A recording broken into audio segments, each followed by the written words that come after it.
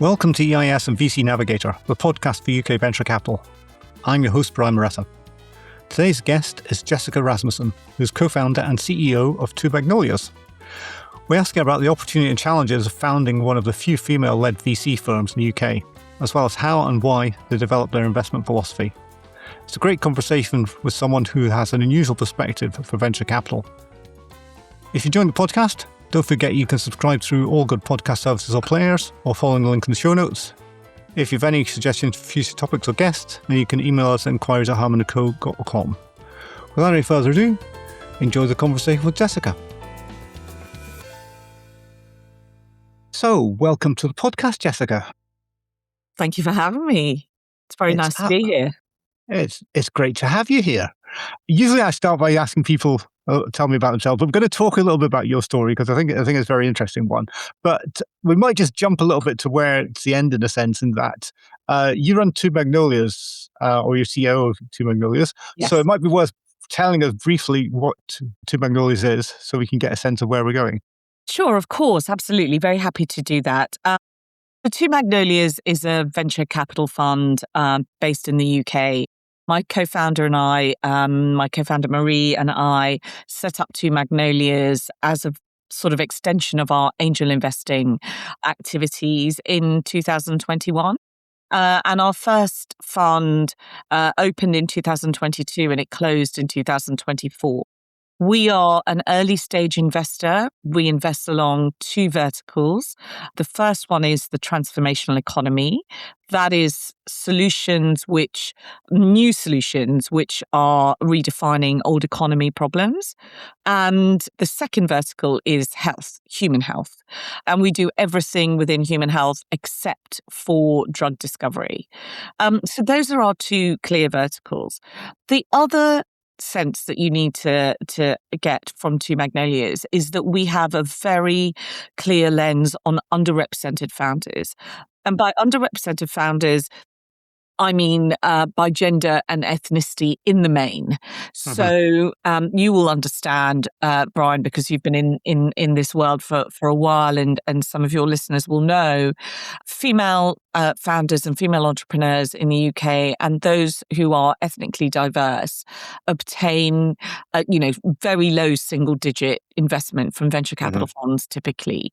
And this has to change. And we see it as a huge opportunity. It's a sort of gaping hole in the venture capital investing environment. But we at Two Magnolias see it as a huge opportunity because these founders are often overlooked. And so that is the basis of Two Magnolias and the way in which we invest. Yeah, and we will definitely come back to those topics later on. But I think to rewind a little bit, you mentioned about this started off as angel investing. How did you actually get into angel investing? Well, it's really interesting, actually. We were both, Marie and I were both in investment banking. We were both global market specialists.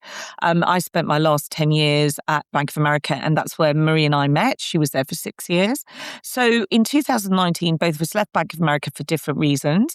But we came together and were looking at ways of sort of giving back into the grassroots economy in the UK. One of the wonderful things about the UK is we have this sort of vast, we're well known globally for our angel investing network and obviously the tax advantages that come with that. So what we did is we joined the UK BAA, which is the UK's trade body for angel investors. That was a brilliant window into angel investing because it showed us all of the various angel groups that exist around the UK, but it also gave us access to companies that were pitching to angels. So that's very early stage companies that were not quite ready for venture capital investing, but who were not quite in the sort of friends and family initial sort of very early MVP stage. So they'd advanced a little bit, but needed a bit more of a sort of individual angel investment sort of profile. And that's what we did. And we did that for a couple of years. And all the while we were researching what was happening in venture capital in the UK. It was a relatively nascent industry versus if you looked at places like the US. So we thought there was a very big opportunity for us to get involved as financial services professionals, but also as female investors, of which there are, not very many in the UK. Well, professional female investors. Yeah. Well, even non-professional investors, I think there's definitely a shortage. So you mentioned using the UK BAA as almost like a syndicate in itself, rather than joining a syndicate. Is that right? It's not a syndicate, it's a trade Yeah. body. So, Yeah. and you have to pay for membership. Yeah. And within it, it has all of the, the majority of the Yeah. main regional UK angel syndicates. And when I say that, all of the region, the angels syndicates in the regions. It also has a lot of the female syndicates. It has syndicates in the devolved nations that are members. It is a membership body. It's very much like the British Venture Capital Association, of which we are members now, of course, because we're a venture capital fund now. But it's just a safe space where you can access all of the information around angel investing. It also gives you all of the training and the background and the information about what is angel investing, how does it work, it's sort of technical terminology. It takes you through EIS, it takes you through VCT. So it's a big knowledge base, like a database of essential information. But the critical point is that they have access to founders, and they host the sort of founder angel syndicate connectivity. And that was just an easy way for us to get involved. Yeah. So it gave you sort of easy access to deal flow, which I think is one of the key things to get started here. Yeah, exactly. Yeah. So what inspired you then? You talk about giving back. You could do that very well as an angel, I'm sure. What inspired you to actually start a venture capital firm? Well, as I said to you earlier, it was sort of all about the opportunity gaps and what was happening and what was not happening in venture capital in the UK. If you think about it, there are some really horrific stats. In 2024, 1.8% of venture capital funding went to female founders, less than 1% went to ethnically diverse founders. 93% of capital is controlled by one demographic. 60% of capital is controlled by people that went to flagship blue chip universities. It's very, very high octane, very niche slither of financial services, which has defined itself by a very sort of one monochromatic view of who should run it, who should control capital, where should the capital go. What we call it is a meritocracy. People who control the capital are sort of kind of investing in people that look like themselves. So we thought, Marie and I, we look completely different from the existing demographic. We are completely different. We have complete different backgrounds, and we have, gender differentiation. We have educational differentiation. So we thought the industry needed more diversity, and that's why you're right. we forward as an opportunity for us, and I think we were right. And that, by the way, is now accelerated. There are many more venture capital funds being set up by women, by sort of ethnically diverse investors, etc. So that sort of part and path is now very vibrant and is increasingly so. So we felt vindicated, but we thought it was the right decision. Also, the deal flow needed diverse investors. So it was just, let's make the environment, the ecosystem in venture capital more diverse. The founders were asking for it. They were asking for female investors on their cap table. They were asking for diversity of thought. That was a real, if you like, tailwind, it was a sort of wind in our sails that sort of accelerated our progress.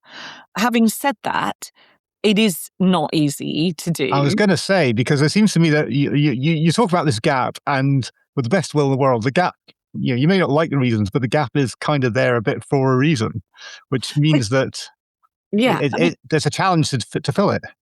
Absolutely. And, I often say that if we knew then what we know now, the decision might have been very different.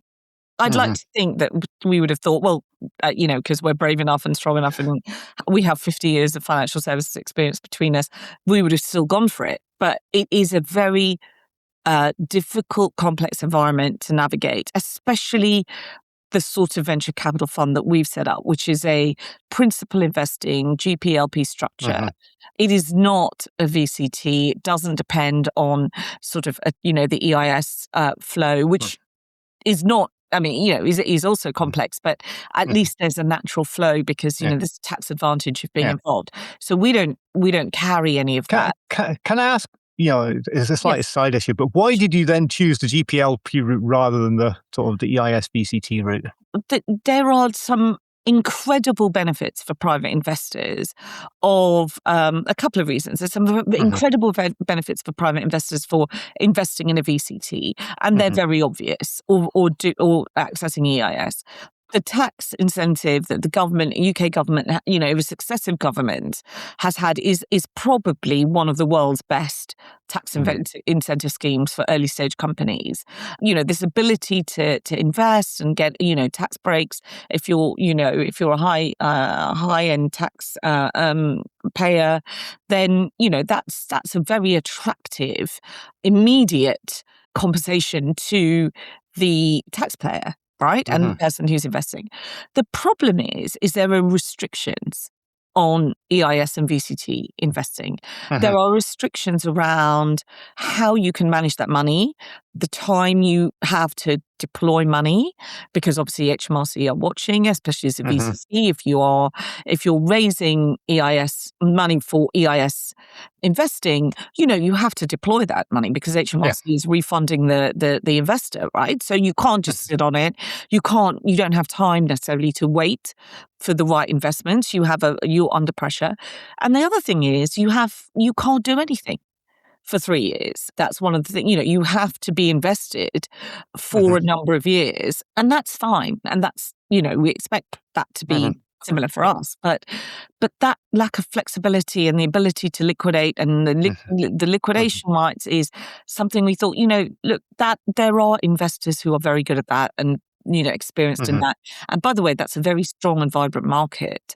And we felt that we wanted to build a different type of fund that was sort of globally, that could go up against some of the incumbent GPLP structures. We wanted to truly, be a principal investor with our own deployment schedule without being sort of under pressure or forced. And the other thing is, we want to attract institutional investment. So institutional investors they're not looking for those, they have different incentives. So our second fund, Sunspire, which we're sort of very close to launching, is an institutional fund and will only, in the majority will be funded by institutional investors. So that was our focus. So they're not, they're complementary. What we do and what EIS funds do, they're complementary, but they're slightly different nuance. So we were talking about the challenges that you had sort of getting things going and setting things up. So did you find your gender actually a barrier at all? So Marie and I have been in sort of financial services for many years. I mean, when I left, I'd been in financial services for 30 years. So and in trading rooms the whole time. So if you can imagine what trading rooms were like in 30 years ago compared to I was in them. Exactly. Only visiting. Of course. Yeah, you tell me that. Yes, of course.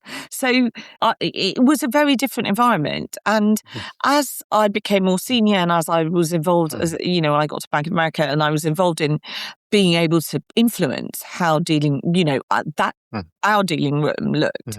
We diversity was a very big topic, and particularly Bank of America, and I would suggest all of the US banks were very, very focused on sort of, equality and ensuring there was a balanced approach to all of the decisions that were being made. And we had some very, very senior women that were sort of leading the charge at board level and at sort of, operational levels. So we have seen the transformation of this. What we didn't realize is how utterly untouched the venture capital and private equity, private equity less so actually. There's some very senior women in private equity in the UK, but certainly venture capital, how utterly untouched it was by this sort of transformation within financial services. And it comes back, it's not because of the incumbents, doing a bad job. Maybe that was the case. I think the industry has to take responsibility, certainly, for what happened in the time when we were not there. But it's also about women wanting to do those jobs and wanting to access and be involved in sort of high risk, high octane parts of financial services, which really is. You're taking a lot of risk. You're investing other people's money in, in early stage, and the stats around early stage. It's 7 out of 10. I'm now being gracious here of early stage venture capital or venture companies don't make it. Yeah. They don't make it after 5 years. So it's a very high risk job. So we were faced with an incumbent ecosystem that was very one demographic, and it was very closed. Fine. So we had a real difficulty in navigating what we were supposed to do because there's no book. There's no rule book. When you say, I'm going to set up a venture capital fund, no one goes, oh, here's the book, have a read, go for it. Here are the lawyers, here are the service providers, here are the appointed representatives. This is what the FCA requires. This is what the compliance requirements are. Boom, boom, boom, boom, boom. If you want to do this, these are the boxes you have to tick, go for it. We had to build that book ourselves. We had to build it and navigate that ourselves. And we came across two types of people. Those that were sort of a little bit busy doing their own thing and kind of had to, were too busy investing. And then we had those who were really, really keen to hold our hand and navigate us through the whole process. And we really appreciate that. We really appreciate those people who, and we will name them, when we, because from day one, they opened the doors to the lawyers, to the accountants, to the auditors, etc. It takes a large community of people to help you through that. So in that respect, I don't think we had a block because we were women. Where we did face this block was that we have 50 years of financial services experience behind us, Marie and I, working for top tier banks and asset managers in the UK. I've worked at top tier global banks all my life, and Marie has worked at asset managers and in global investment banks. But when we came to venture and we decided to do this, the ecosystem reset us to zero.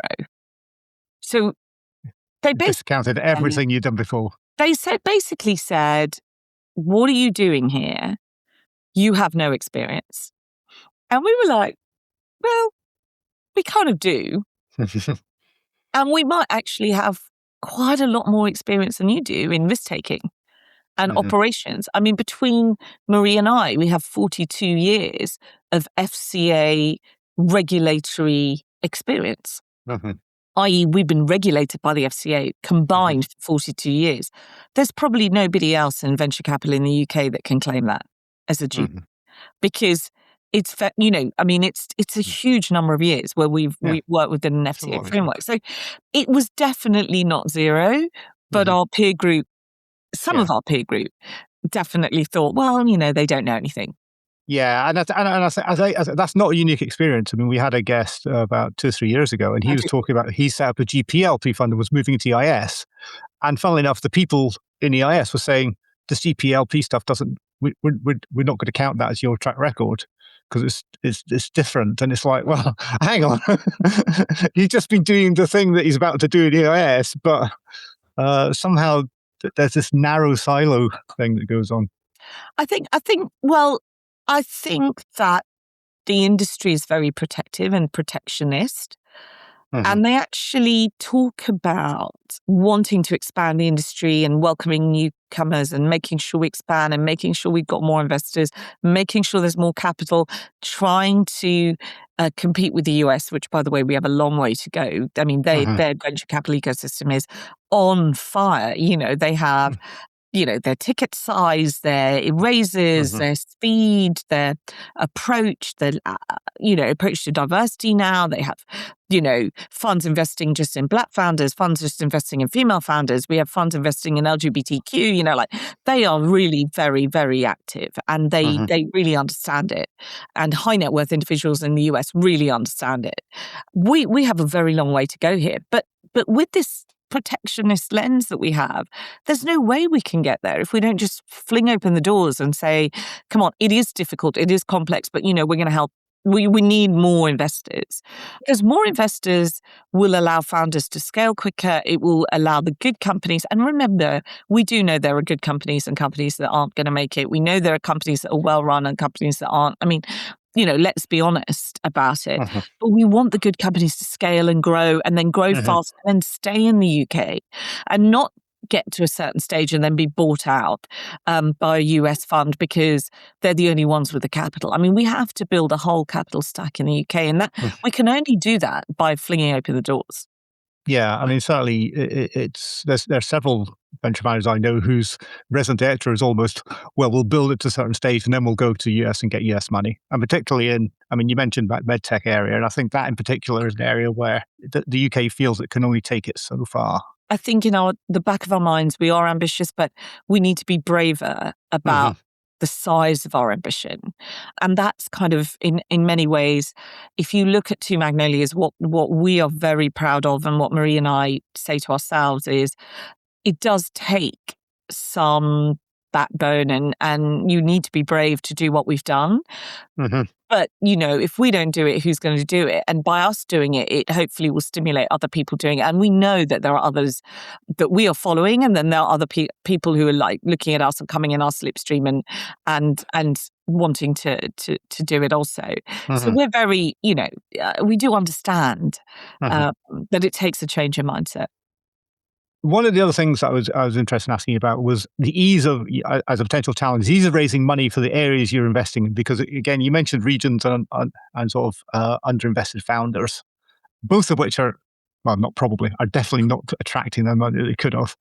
And if you're raising money to invest in that area, how easy is it for you to actually get sort of limited partners interested in those sort of investments? It's not easy because we have a very clear and strong message. So it separates people into those who want to and those who don't. We're not a general venture capital fund. We're not generalists. We have a stated sectoral strategy. We have a stated lens strategy on who we want to back. Mhm. And it's very clear. So we automatically separate the LPs out, and LPs can decide for themselves. We hope that limited partners will take a look at our strategy, which is incredibly clear, and Mhm. say, you know what, we want to diversify our portfolio. Because what we're saying is, you don't have to put all your money with Two Magnolias. We are part of a diversified strategy. Mhm. If you want to back underrepresented founders in the UK, we are very clearly a fund that does that. And we Right. stand out as Mhm. a fund that does that. We're not a Mhm. fund that originally said, we were generalists. Oh, now the trend is moving towards female founders. Okay, we're going to say we're investing in female founders. We're not trying to layer our Mhm. strategy because the market is moving. A little bit like people are, some of our peer group, because they're experts in this field and they have some expertise, will say, yeah, oh, well, we're investing in AI, or we're a deep tech investor, Mhm. or, totally get it. Trend is there, valuations are there, money is pouring in. We totally get it. We Mhm. understand. We're not doing that. We're Mhm. clearly stating what we're involved in. There are Mhm. vibrant, wonderful, brilliant companies that are scaling in the transformational economy, whether it's new materials, circularity, energy transition, any of these things. And, we're very clear that that's where we want to invest our funds. Mhm. Human health, there's a huge amount of activity in human health, as you know, in life sciences, which are, new diagnostic new diagnostic tools, mental health applications, social impact solutions. And, all of these things are Mhm. what the next generation is requiring. So Mhm. you're right. It's not straightforward. It's not saying, look, we're generalist VC fund, and where today we are investing in defense and AI, where you think, oh, that's not, okay, Mhm. we are very much who we are. But Yeah. as a portfolio, I think we fit very nicely. Yeah. Yeah. And I think the important thing is that there is, to my mind, there's a clear investment case for looking at these things as well. Exactly. There is a very clear investment case. And if you look at the size of these economy, like if you look at the size of these sectors, human health and life sciences is exploding. I mean, Mhm. You can put 2 trillion, 3 trillion, 4 trillion, 5 trillion. I mean, who knows where human health is going to be, the way in which we diagnose and treat human beings over the next 5 years. You know what they say, Brian? So if you survive the next 5 years, if you're healthy for the next 5 years, you will most likely extend your life by 15 years because the medical profession is moving so quickly. So, globally, we think that there's going to be a cure for cancer because of the speed at which AI and then the onset of quantum computing, which will dramatically change the speed at which diagnosis and drug discovery takes place. Cure for cancer, people are saying, is sometime in the next 3 years. So if in 5 years' time you can extend your life by 15, what they're saying is if you survive 10 to 15 years, there is a possibility that actually life will be extended to the point where we can choose the point at which we will leave, this earth. I mean, that's the type of sort of almost Star Wars type commentary that people have. And this is not a joke. I mean, you listen to Jensen Huang, who came out yesterday with 2 days ago, and he was talking about robots and cognitive ability for robots. He was asked, when is that going to happen? And most people in the audience thought that he would say, oh, well, that's in 5 years' time. He said next year. Within 12 months, there'll be robots that will have a cognitive ability. So when you talk about the investment case for the transformational economy, you couldn't really even put a number on it from our perspective. Yeah, and also meant for the underinvested founders as well. I think you can make an investment case for having those as part of your portfolio too. Which I think that's even more important because it's not appreciated perhaps the way that some of the health things you talk about. Yeah, no, totally. I mean, look, the underrepresented founders are a brilliant subset of the entrepreneurial ecosystem. Why? Because they don't really have the ability to access venture capital funding. Why? Because typically they don't have access to the networks. Those networks are changing now, and they're a lot more vibrant sort of networks all over the country that are stimulating this connectivity. Because they don't have access to the funding, what do? They bootstrap for longer. So their companies are actually built on better, stronger foundations because they manage their cash flows more aggressively and, they're tight. I mean, to put it bluntly, they don't spend their money because they can't raise money very easily. So what you have is very strong companies with very deep ability to manage their cash flow. And so when we do come across these companies, we think, wow, you've scaled and you're at revenue with almost no funding. We're going to back you. We're going to back you big. That's kind of, and also, by the way, they tend to typically be valued about 25 to 30% lower than the other sort of demographics. Yeah. I mean, it can easily sound like a no-brainer, but finding these things when they don't have access to a network that has access to the capital is and that's why Marie. I mean, in particular, Marie. We're both. I mean, obviously, we're both GPs of the fund, but Marie is in charge of our top of funnel. She is our head of origination, and she has huge outreach all over the UK into the devolved nations and into the regions. And so we are everywhere. We are in the grassroots, and we will be even more as our second fund launches because we have to go and find them. We can't always expect everybody to come down to London and say, here I am, because founders don't have time for that. So we want to be present. So what step, you maybe want to give us an idea of a couple of steps that you are actually taking to sort of find, saying you're out there is one thing, but, how do you actually find these people? How do you find these? No, I mean, we would just, I mean, look, let's take Belfast let's say Northern Ireland, right? We really like Northern Ireland as a devolved nation. We think it's the most advanced of all of the devolved nations with regards to the organization of how they their founders can sort of tap into capital. Now that's local capital. up Yeah. until now, Northern Ireland has been very much self-funded. So the universities invest, and the universities incubate, and then they invest. And then there are some local funds which are very active. And then you have the British Business Bank that has given Northern Ireland a pot of money also, which is very forward-thinking. And then you have, Northern Ireland Invest, and you have various trade bodies that sort of bring founders and capital together. So we were invited. We went. I went to Northern Ireland 3 times in 2025. We've been to Northern Ireland 5 times in total over the last 2 years. So we are on the ground. And then when you go and you're on the ground, you find founders, or they find you. So that's how it happens. I mean, it's no more complicated than that. You have to be there.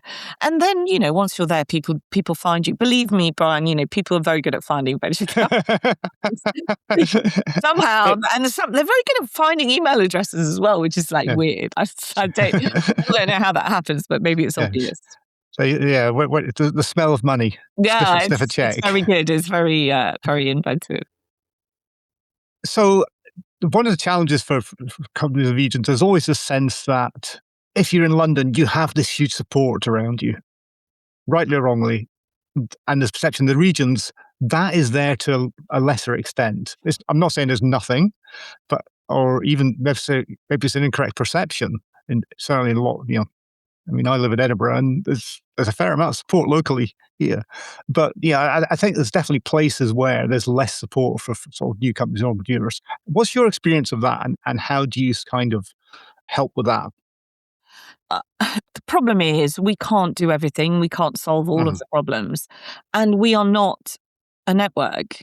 We're not a social enterprise. We're not a trade body.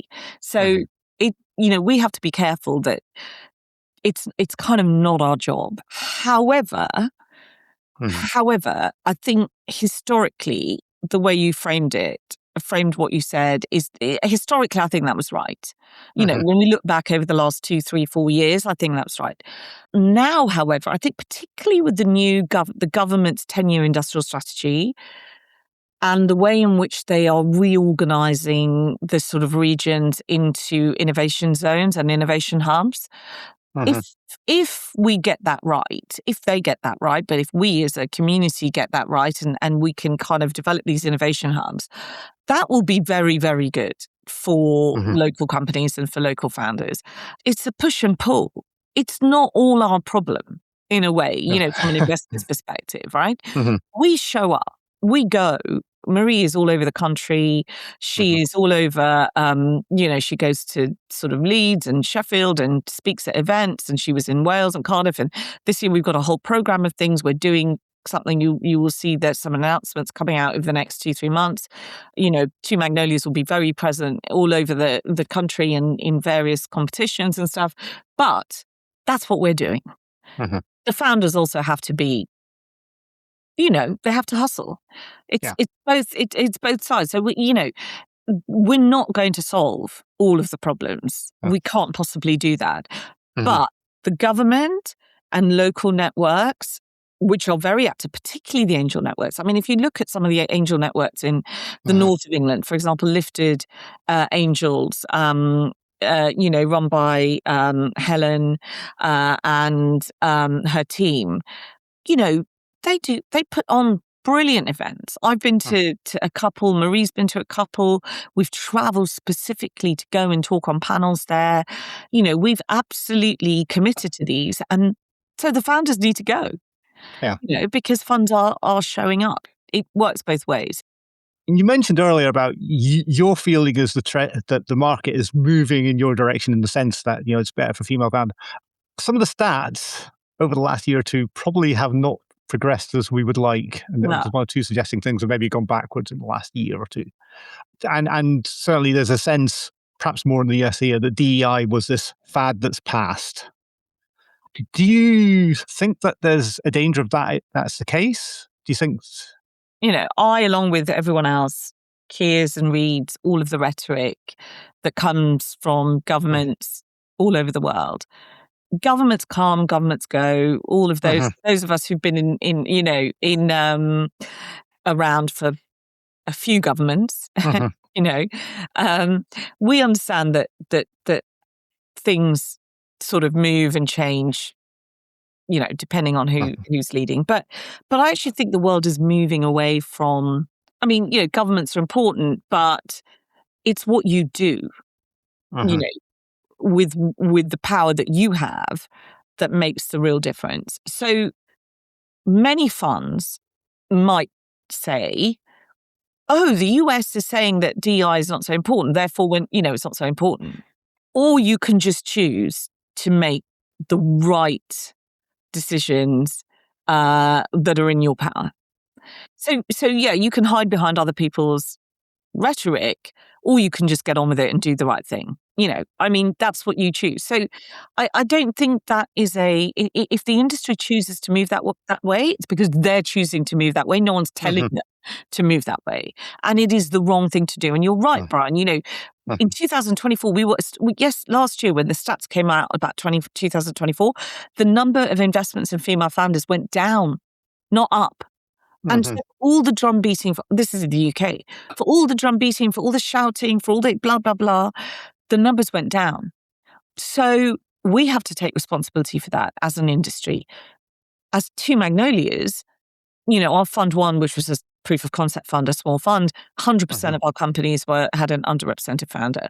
Now, in fund two, which will be a much bigger fund, we will be changing the numbers because of the size of deployment that we'll be able to put into the market. But we can't do it alone. People have to decide what the right thing is to do. Now, we do know that funds are hiring in more diverse background and more diverse, people, analysts, all the way up to portfolio managers to whatever. So I know that the investor base is changing, but it's a decision. It's sort of, I think too many people look at, as if somebody's telling them to change the way they act, and no one is. Like, you should just do the right thing. I get crazy. It's such an odd view. We think, Yeah. There's part of me. I did an interview with somebody last year for the podcast, and the title for the podcast was basically "Why is women in venture capital still a thing?" Because it seems to. I'm just baffled. It's important to talk about it because the issues still remain.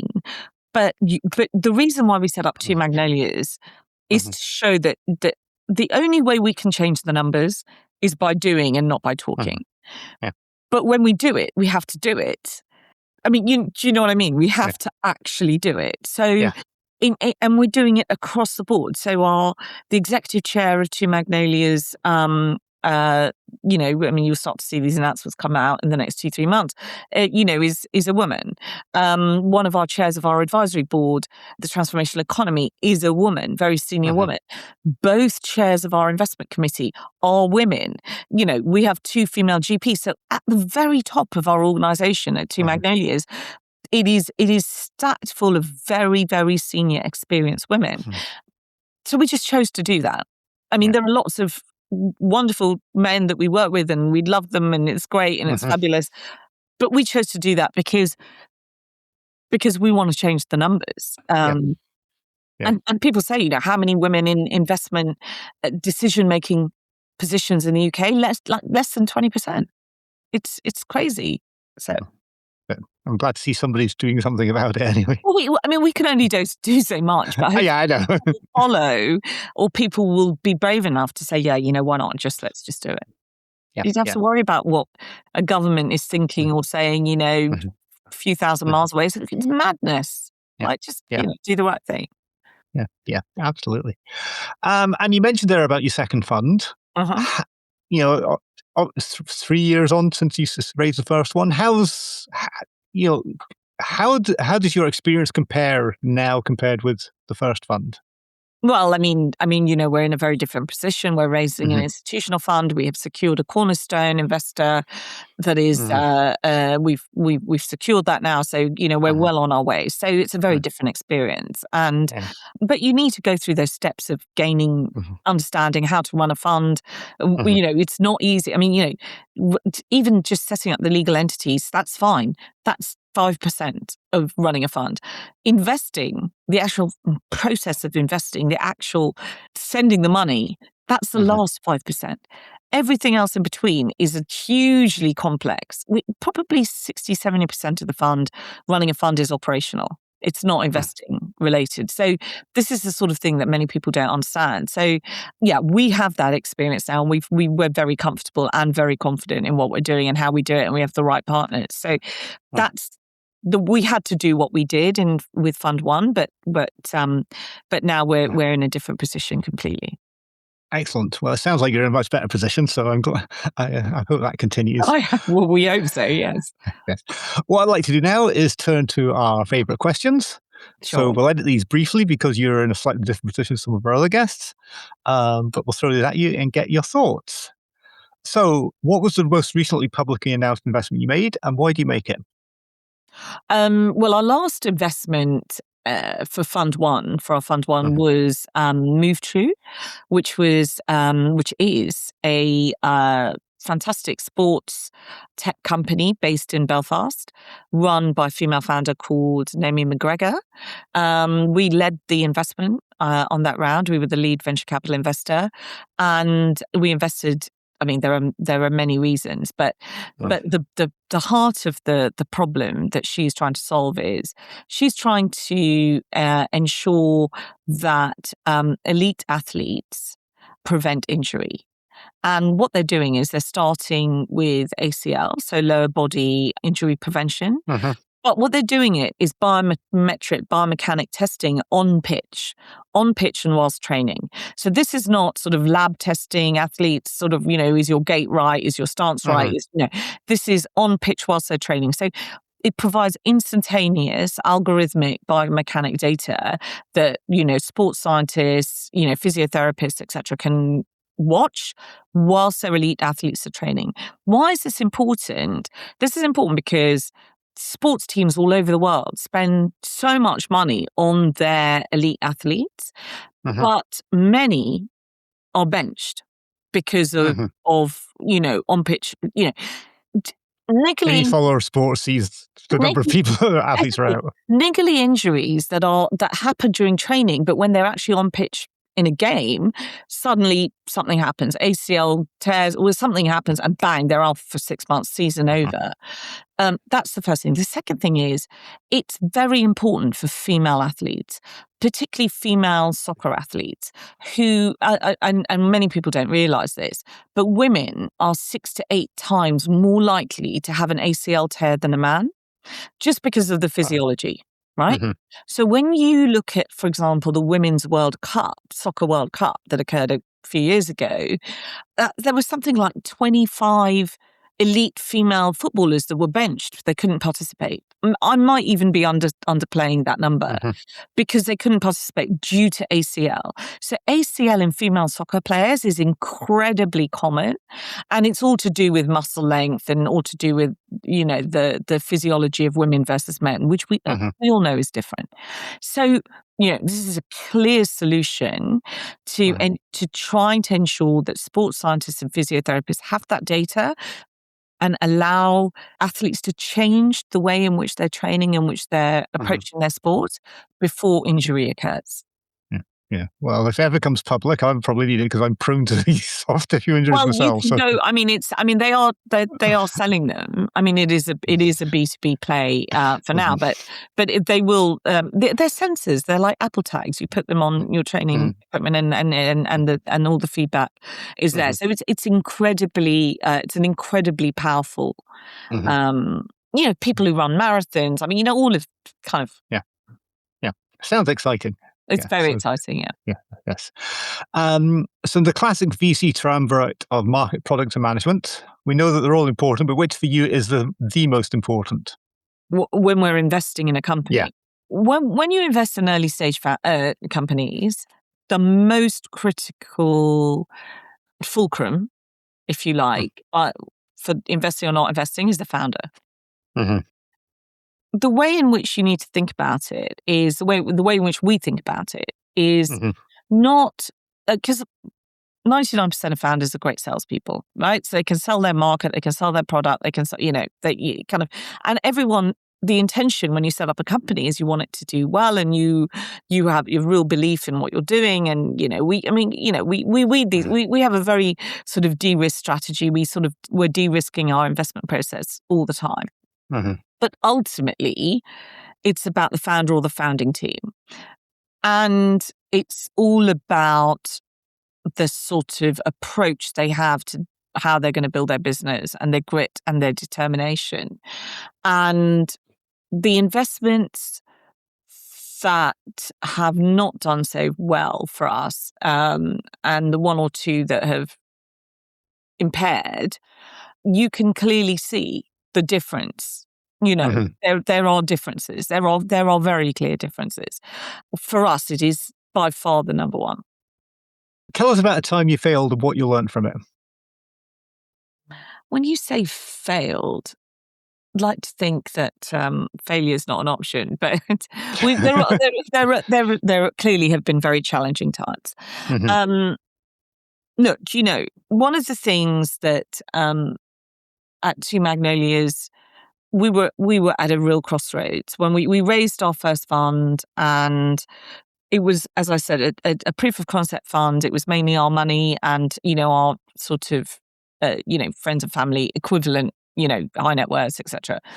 And we invested that fund, and all the while we were looking to raise an institutional fund. Raising an institutional fund from that base is incredibly difficult. Mm-hmm. So we chose one strategy. We chose one investor, one cornerstone investor that we knew was a very large the largest cornerstone investor in the UK, and we absolutely went for it. We just put all of our eggs in one basket. There was only a plan A, there was no plan B. And that plan A, we expected to execute in 18 months. It took us sort of 3 years. Now, that challenge was incredibly difficult. And at certain points in that sort of journey, we were looking failure.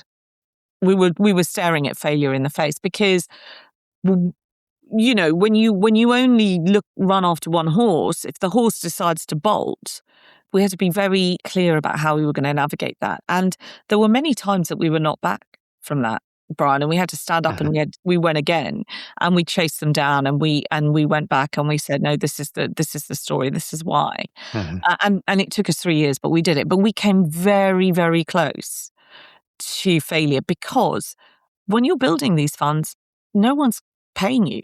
There's no money that's dropping from heaven going, here we go, Marie and I put all of our savings, all of our personal capital into chasing plan A. So we came very close, but we managed to do it, and I think that's probably the most relevant, current issue that we had, is that we thought something was going to take 18 months. It took 3 years, and we came very close to not doing it also. Yeah. Well, I'm glad you pulled through in the end. Yeah, well, so let me say. I can imagine. So, as regulars listeners know, I'm an avid reader and always looking out for ideas. Are any books out there you like and would recommend? I mean, I really like The $1 Trillion Coach. I don't know that one. Oh, that is a must read. And in fact, I always have a copy of it on my desk, because the listeners, she has just shown me a copy on the screen. I think it is one of the books that all people who are wanting to run businesses should read. It's written by Eric Schmidt, and you know who Eric Schmidt is, but I think that it actually talks about Bill Campbell and how he helped some of the most successful founders in Silicon Valley really build their businesses. And it's a thin book, but I really like it. Excellent. Well, that sounds really interesting. I shall definitely have to get it on my shopping list. So if anyone wants to find out more about what you're doing at Two Magnolias, where should they go? If you're a founder and you want you feel that you fit within our pillars and our lens, feel free to go to our website, www.twomagnolias.co.uk, and there is a form that you can fill in. Please fill that in and you will go into our pipeline, and we do respond to everyone. And the difference with us is that we are a GP-led filter, so you will not be filtered by an analyst. You will not be filtered by anybody like AI. Marie will read every single application, so you will get access at some point. But obviously, if you're not right for us, or if the timing is not right, we will tell you. If you are a potential LP and you would like to look at Two Magnolias, then my suggestion, Brian, is they get in touch with you, and then maybe you can forward on those emails.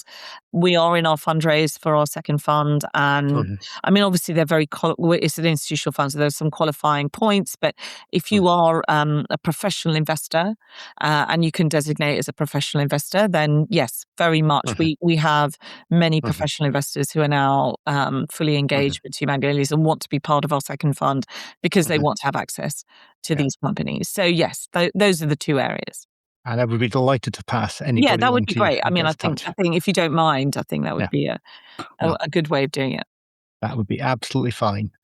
So thank you very much for coming on today, Jessica, and talking about what you're doing. It's been really interesting finding out what's been going on and get your views on the market. No, it's been really interesting talking to you as well, Brian. Thank you very much for having me on, and I wish you well for the rest of the year. Thank you. Good luck with your fundraise. Thanks a lot. I hope you enjoyed Jessica's interesting perspective on venture capital. In some ways, she is both an insider and an outsider. As usual, you can get full show notes with links at harmonandco.com/podcast. You can subscribe to the podcast on all good podcast services and players, or through the link in the show notes. If you liked what you hear, then please tell a friend or colleague, or give us a review in your favourite podcast app. We can be contacted at inquiries@harmonandco.com. Thanks for listening, and we'll be back in 2 weeks' time.